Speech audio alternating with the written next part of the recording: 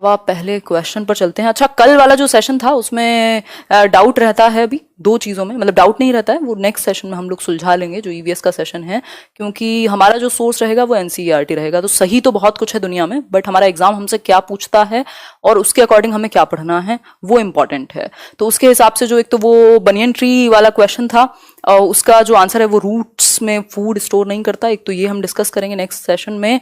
और दूसरा क्योंकि प्रॉपर दिया हुआ है, बहुत सारे जो पेड़ हैं वो रूट्स में अपना फूड स्टोर करते हैं, बट जो बनियन ट्री है वो एक डिफरेंट कहानी है, बाद में समझेंगे। तो एक तो आप वो आंसर सही करेंगे। दूसरा, ऑक्सीजन वाला जो आंसर है, मुझे जितना याद है उस टाइम पे बोर्ड ने ऑक्सीजन आंसर दिया था, तो एक बार उसको भी अभी फाइनल करना बाकी है। वो एनसीईआरटी में मिल नहीं रहा ऑक्सीजन वाला मुझे अभी, मैं पूरा एनसीईआरटी गो थ्रू हो रही थी, तो एक तो उसको देखेंगे, क्योंकि दोनों रीजंस हैं, ऑक्सीजन भी एक रीजन है और खनिज भी एक रीजन है, मिनरल जो है, तो दोनों में से किसी को डिनाई नहीं किया जा सकता, बट बोर्ड ने या एनसीईआरटी ने क्या माना है वो उसको देख लेंगे हम एक बार। जहां तक 99% चांसेस हैं कि वो ऑक्सीजन होगा, तो वो ईवीएस के सेशन में डिस्कस करेंगे। ये मैंने अभी इसलिए डिस्कस किया है कि नेक्स्ट सेशन में आप बने रहें, क्योंकि अगर आप ऐसे करते हैं किसी सेशन में होते हैं किसी में नहीं होते, फिर आप कुछ मिसअंडरस्टैंडिंग लेकर के जाएंगे तो मुझे दुख होगा, क्योंकि मैं ऑनेस्टी के साथ काम करती हूँ।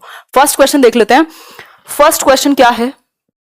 उच्च प्राथमिक स्तर पर भाषा सीखने का उद्देश्य, मतलब कि एलिमेंट्री लेवल पर 6th to 8th की बात अगर हम कर रहे हैं, तो भाषा सीखने का क्या एक उद्देश्य हो, यानी लैंग्वेज लर्निंग की अगर हम बात करें तो ऑब्जेक्टिव क्या होगा? पहला ऑप्शन है प्रश्नोत्तरी, भाषण, अंत्याक्षरी का मात्र आयोजन करना, क्वेश्चन पूछेंगे, या फिर भाषा की बारीकी और सौंदर्य बोध को सही रूप में समझना। जो बारीकी है और सौंदर्य बोध है, मतलब बेसिकली आप डिटेल्स और जो एक एस्थेटिक सेंस बनाती है लैंग्वेज उसको समझेंगे ठीक से। दूसरों के अनुभवों से जुड़कर सवालों के जवाब देना, आप अपने अनुभवों से जुड़ते हैं। निजी अनुभवों को केवल लिखकर अभिव्यक्त करना, तो सिर्फ एक तरीके से कोई भी एक ऑप्शन अगर हमें एक क्या कहें एक्सट्रीम में लेके जाए, केवल, ओनली, सिर्फ, तो ये थोड़ा सा प्रॉब्लमेटिक हो जाता है, बहुत ज्यादा चांसेस रहते हैं इसके कि ये नहीं होगा। तो मॉडरेशन में रहना होता है ना, हमें एवरीथिंग इन मॉडरेशन, है ना, nothing is good in extreme, अति का भला कुछ नहीं होता, तो वही चीज लागू हो जाती है बहुत सारे ऑप्शंस में। भाषा की बारीकी और सौंदर्य बोध को सही रूप में समझना, जो लैंग्वेज की टेक्निकलिटीज हैं उनको आप थोड़ा थोड़ा समझने लगते हैं, ग्रामर वगैरह आपकी अच्छी होने लगती है, क्योंकि अब आप प्राइमरी लेवल पे नहीं है, आप प्राथमिक स्तर पे नहीं है कि आपका काम सिर्फ कविताएं और कहानियां सुनने से चलेगा, अब आपको टेक्निकलिटीज भी आनी चाहिए। तो बारीकी और सौंदर्य बोध, मतलब आप एक जो उसकी विशेषता है भाषा के लिए अपने आप में, उसको आप कनेक्ट करना सीख जाएंगे, तो आप आनंद भी लेना सीख जाएंगे। ठीक, आगे बढ़ेंगे। बहुत बढ़िया केदारमल जी, नेक्स्ट क्वेश्चन देखेंगे। नेक्स्ट क्वेश्चन क्या है? ज्ञान से संबंधित अन्य विषयों की समझ का विकास तथा उससे आनंद उठाने की क्षमता का विकास उच्च प्राथमिक स्तर पर भाषा सीखने का कैसा उद्देश्य है? पहला ऑप्शन, पहला है एकमात्र उद्देश्य है, दूसरा है एक महत्वपूर्ण उद्देश्य है, तीसरा है सर्वाधिक महत्वपूर्ण उद्देश्य है, एंड लास्ट वन इज सबसे कम महत्वपूर्ण उद्देश्य है। बताएं एक बार, फिर आगे बढ़ेंगे। बहुत बढ़िया अनामिका, आंसर कर दीजिए। क्या एक आंसर होगा? तो बिल्कुल कह सकते हैं कि जो ज्ञान से संबंधित अन्य विषयों की समझ का विकास तथा उससे आनंद उठाने की जो क्षमता है, वो बेसिकली उच्च प्राथमिक स्तर पर भाषा सीखने का कैसा एक उद्देश्य होना चाहिए। तो one of the most important, कह सकते हैं कि इसको एक बहुत ही इंपॉर्टेंट उद्देश्य या एम होगा, एक गोल होगा क्या, कि आप बेसिकली जितने भी आप नॉलेज को गेन कर रहे हैं उसको आप समझ पाएं, उसको अप्रिशिएट कर पाएं, उसका इस्तेमाल कर पाएं। तो ये अपने आप में एक इंपॉर्टेंट गोल है, सिर्फ नंबर लाना नहीं। तो बी ऑप्शन होगा, सिंपल। आगे बढ़ेंगे नेक्स्ट क्वेश्चन की तरफ। नेक्स्ट क्वेश्चन है पढ़ने का अर्थ है, मतलब रीडिंग का मतलब क्या है, रीडिंग से आप क्या समझते हैं? तो ऑप्शन है आपके सामने, पढ़कर समझना, वर्णमाला का ज्ञान होना, वाक्यों का ज्ञान होना, या क्या कहेंगे इसको, शब्दों का पढ़ना। आंसर कीजिए। पढ़ने का अर्थ पूछा है, ये नहीं पूछा सबसे पहले आप क्या कर रहे होंगे पढ़ने में, पहचानेंगे क्या करेंगे। पढ़कर समझना, जब पढ़ना आपको आता होगा तभी कहा जा रहा है कि पढ़ने का मतलब क्या होगा। पढ़ने का मतलब क्या समझेंगे आप, हैं? पढ़ने का मतलब वो नहीं होगा जो 3 इडियट्स में वो चतुर रामलिंगम ने किया है, जो भी उसका नाम था, कि पढ़ के उसको कुछ नहीं मतलब कि क्या लिखा है, ही इज जस्ट रीडिंग। समझने का कोई अर्थ नहीं है, तो पढ़कर समझना इज इंपॉर्टेंट। ठीक, ए ऑप्शन, कॉम्प्रिहेंशन इंपॉर्टेंट है। आगे बढ़ेंगे नेक्स्ट क्वेश्चन पर। नेक्स्ट क्वेश्चन क्या है? Question number 4। क्वेश्चन नंबर 4 आप सभी के सामने, उच्च प्राथमिक स्तर पर भाषा सीखने में पाठ्य पुस्तक के अतिरिक्त कौन सी संसाधन सामग्री सर्वाधिक महत्वपूर्ण है? यानी एलिमेंट्री लेवल की बात हो रही है 6th to 8th की, तो आप लैंग्वेज लर्निंग कर रहे हैं पाठ्य पुस्तक के अतिरिक्त, यानी आपकी टेक्स्ट बुक के अलावा कौन सा संसाधन, कौन सा एक टीचिंग लर्निंग मटेरियल, कौन सा एक रिसोर्स इंपॉर्टेंट होगा? तो ऑप्शन आपके सामने है, रेडियो नाटक, रेडियो पे कुछ आप सुन रहे होंगे, आकाशवाणी, कविता पाठ यानी कि आप रिसाइट कर देंगे पोइट्री या पोयम, फिर है आयु अनुरूप साहित्य, एज के अकॉर्डिंग आपका लिटरेचर हो या समाचार पत्र। तो आंसर कीजिए, बहुत बड़े आंसर कर रहे हैं आप लोग। आयु अनुरूप साहित्य, भाई हम प्याजे पढ़ते हैं, हमें पता है इस स्टेज का बच्चा ये सीखेगा, इस स्टेज का बच्चे के अंदर ये वाला थॉट आ जाएगा, और सिलेबस भी उसी अकॉर्डिंग डिजाइन होता है कि आपकी एज क्या है बच्चे की। तो एज के अकॉर्डिंग जैसे जैसे आपकी बुद्धि का विकास होगा, बाकी एक्टिविटीज आप करेंगे, उसी तरीके का आपका करिकुलम डिजाइन होता है। तो आयु अनुरूप साहित्य यानी कि जो एज एप्रोप्रिएट लिटरेचर है, क्योंकि बात भाषा की हो रही है, तो पाठ्य पुस्तक के अकॉर्डिंग अगर हम बात करें तो साहित्य के अपने आप में एक ऑथेंटिक रिसोर्स है, जैसा कि सीटेट पूछता भी है, और आपकी समझ को बेहतर करता है, ओवरऑल अंडरस्टैंडिंग, आपकी बुद्धि का विकास, और 500 चीजें अच्छी होती हैं। आप एप्रिशिएशन सीखते हैं भाषा का, आप सोसाइटी से जुड़ते हैं, आप संस्कृति से जुड़ते हैं उस एक भाषा की, तो that is important. C option होगा इसका सही आंसर। आगे बढ़ेंगे नेक्स्ट क्वेश्चन पर। क्वेश्चन नंबर 5 क्या कहेगा देख लेते हैं थोड़ा सा। क्वेश्चन नंबर 5 सेज गणित, विज्ञान आदि विषयों के कक्षाओं में भी बच्चे भाषा सीखते हैं। मतलब अगर मैथ्स की क्लासरूम है, साइंस का सेशन चल रहा हो, आपका क्लास हो, ऐसे विषयों में भी आप क्या है भाषा सीख रहे होते हैं। तो ये बात सत्य है, पूर्णतः सत्य है, आंशिक रूप से सत्य है, क्या है ये क्वेश्चन बताएं एक बार। एक मिनट रुको, इसको क्या दुख है। I am love to join you first time, बहुत बढ़िया सुनीता जी, अच्छा लगा। हाँ विनोद जी, कल वाले मैंने अभी 2 क्वेश्चंस पे डिस्कस कर लिया है, उनके सही आंसर्स डिस्कस किए हैं, फिर भी ईवीएस का सेशन जब होगा तो मैं उनको और अच्छे से क्लियर कर दूंगी एक बार। और किसी को याद हो कि वो जो ऑक्सीजन वाली बात है वो 5th के या 4th के कौन से चैप्टर में है, क्योंकि I was not able to find, मैं उसको देख रही थी एनसीईआरटी, बहुत टाइम बाद ऐसे पढ़ने का मौका मिला, क्योंकि मैंने प्रॉपर नोट्स बनाए हुए थे उसके 2 साल पहले से ही। तो आंसर कीजिए। बहुत बढ़िया, पूर्णतः सत्य है। क्यों?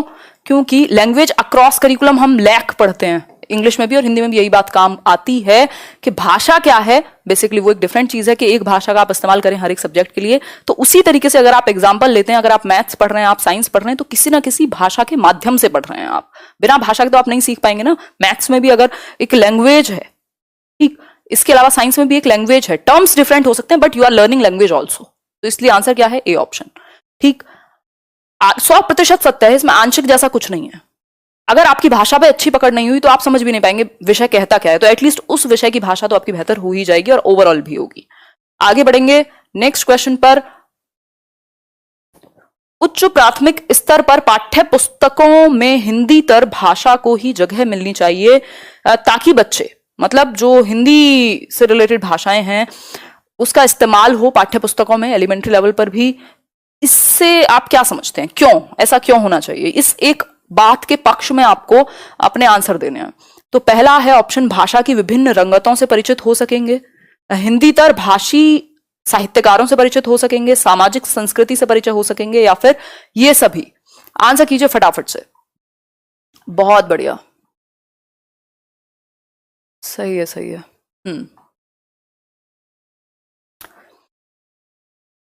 सही है, डी बिल्कुल सही बात है, सारी ही चीजें ठीक हैं। यदि हम बात करें उच्च प्राथमिक स्तर पर, तो पाठ्य पुस्तकों में जो हिंदीतर भाषा है उसका इस्तेमाल क्या है, आपकी जो भाषा अलग अलग परिस्थिति में कैसे यूज होगी, हिंदी साहित्य कार्य जो हिंदी के हैं उससे आप लिटरेचर से परिचित होंगे, और सामाजिक संस्कृति भी भाषा की आप जुड़ते हैं जब आप उस एक लैंग्वेज को पढ़ते हैं। यदि आप इंग्लिश लिटरेचर पढ़ते हैं तो आपको पता लगेगा भाई 20th सेंचुरी में क्या स्थिति थी, वुमेन राइटिंग कैसी थी, ये था वो था, तो 50 तरह की चीजें जानते हैं आप उस एक समाज, उस संस्कृति के बारे में भी।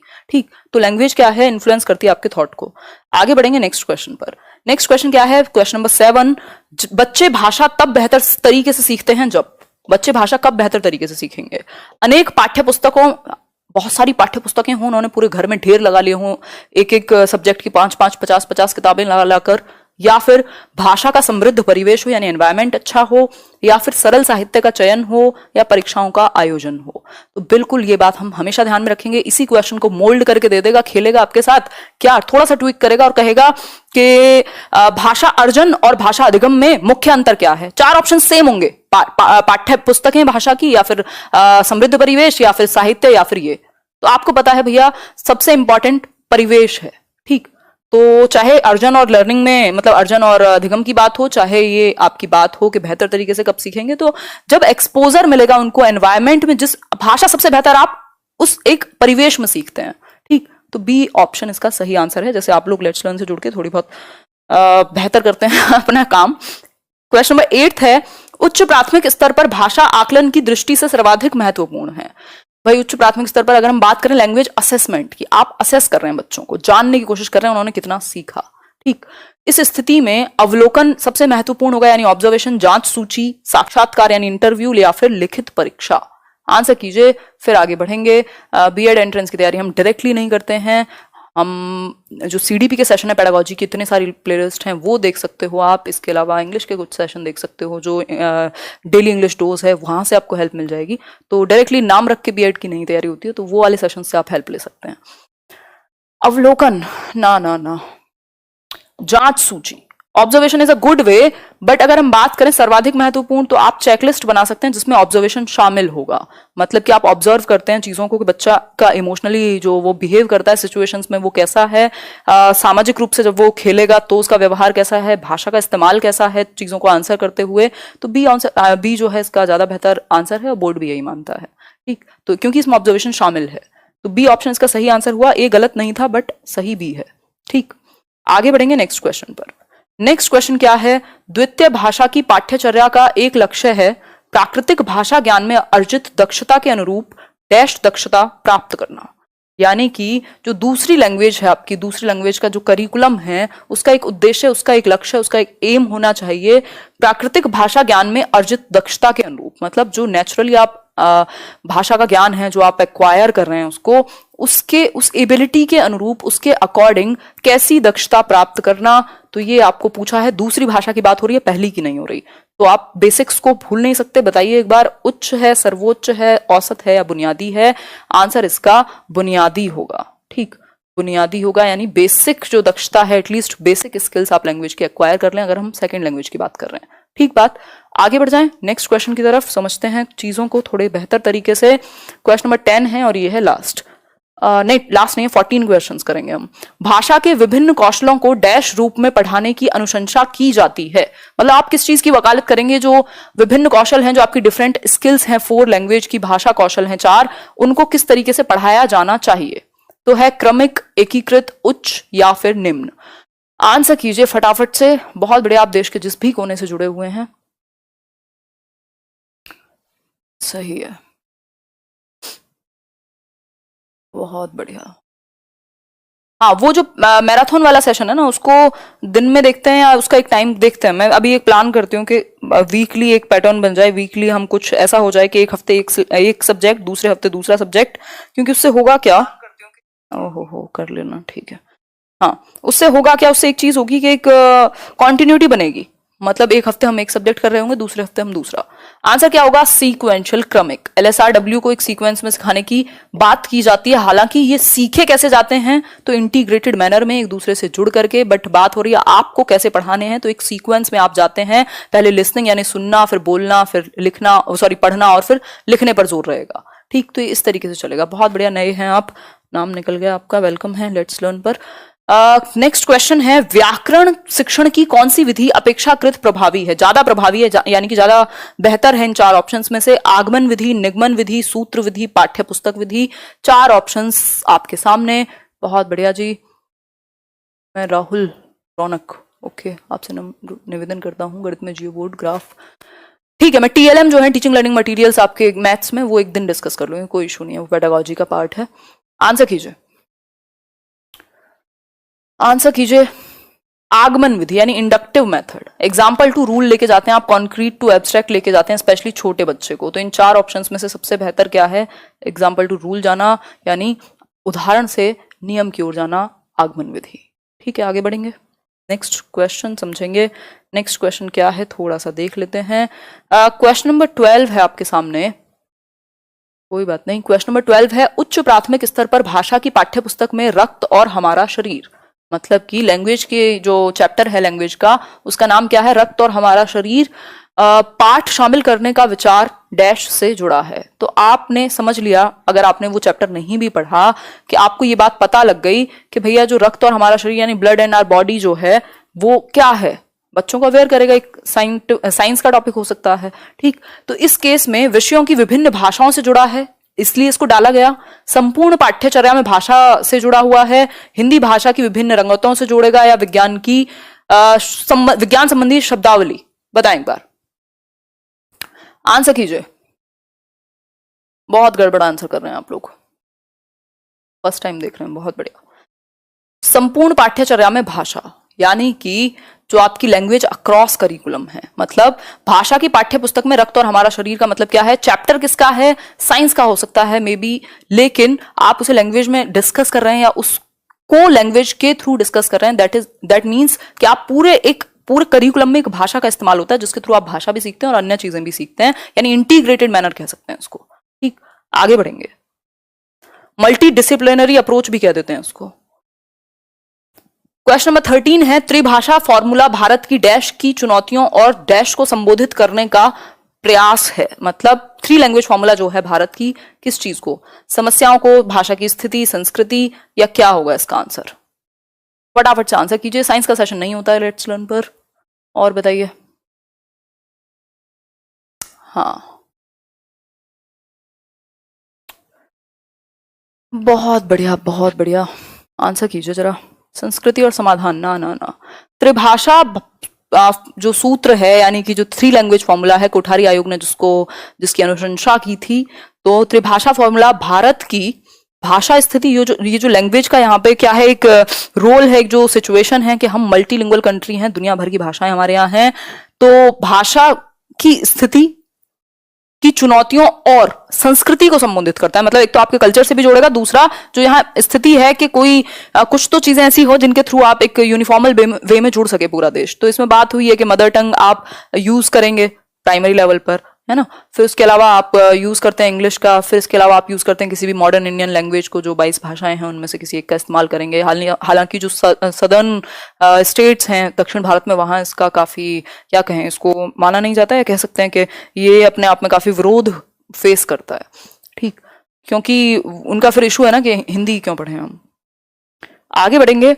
नेक्स्ट क्वेश्चन है लिखने की, क्योंकि नॉन हिंदी स्पीकिंग स्टेट्स में हिंदी, इंग्लिश और जो एक उनकी कोई भी लैंग्वेज है, लिखने की क्षमता का विकास बोलने, सुनने और पढ़ने की क्षमता की संगति में होना चाहिए, यह विचार कैसा है?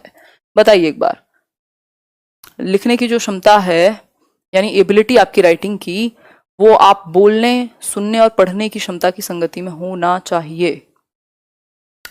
बिल्कुल, आंसर क्या होगा? आंशिक रूप से सत्य है, क्योंकि जरूरी नहीं है कि जो बोल नहीं पा रहा है, सॉरी, जो बोलने में उतना दक्ष नहीं है तो वो लिखने में भी नहीं होगा। हालांकि चारों जो स्किल्स हैं अपनी जुड़ी हुई हैं भाषा में, चारों जो कौशल हैं भाषाई, लिखना, सुनना, पढ़ना, बोलना और लिखना, और जिसमें राइटिंग को सबसे ज्यादा जटिल माना जाता है, तो ये नहीं कह सकते लेकिन कि अगर कोई बहुत अच्छा स्पीकर नहीं है तो वो राइटर भी नहीं होगा, ऐसा नहीं कह सकते।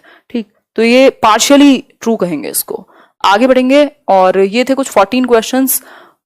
इसके अलावा